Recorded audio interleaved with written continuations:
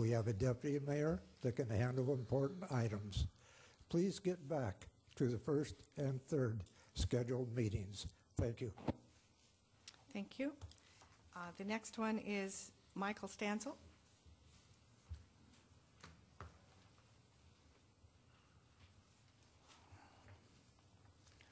Michael Stanzel, 2510 96th Avenue Court East, up in Edgewood. Last month I gave the clerk a copy of the Boundary Review Board's final decision to put in each of your mailboxes. I hope you had a chance to review it. I know there was a lot of stuff on your plate. I wanted to read today a couple of quotes that are like my favorites. They're not mine, so I'm not going to take credit for them. The real issue to me, irrespective of personalities or politicians, is the disregard of the law by public servants at every level. If there is a law, should it be enforced fairly and equitably to all? I believe that is the basic question.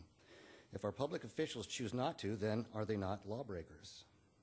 Regardless of justification of law, if the law is not enforced as required, then the law becomes arbitrary, meaning it becomes not a protection, but a weapon. The law can be selectively enforced to intimidate or punish certain individuals or groups. An arbitrary law is worse than no law at all. If the law cannot be applied equally and fairly, it is not a law at all, simply a tool for abuse. As such, it should be retracted and replaced by something that is fair. While this appears to be just a minor squabble to many, there is an important principle at stake here. Does the law apply equally to everyone, or are some more equal than others?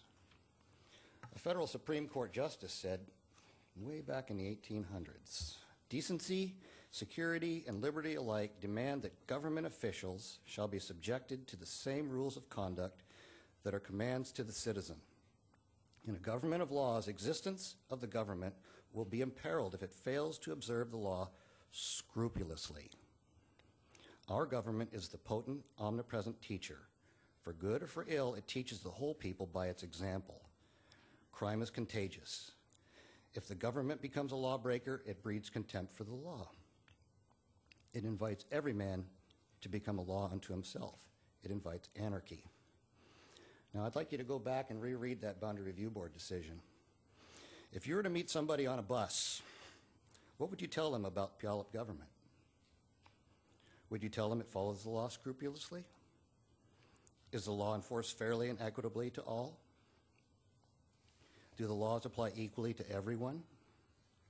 What kind of reputation is the city management building for this city? Is it a reputation for uncompromising integrity? Please take the time to go back and read that for me. Thank you. Thank you, Mr. Stanzel. Gil Hulsman.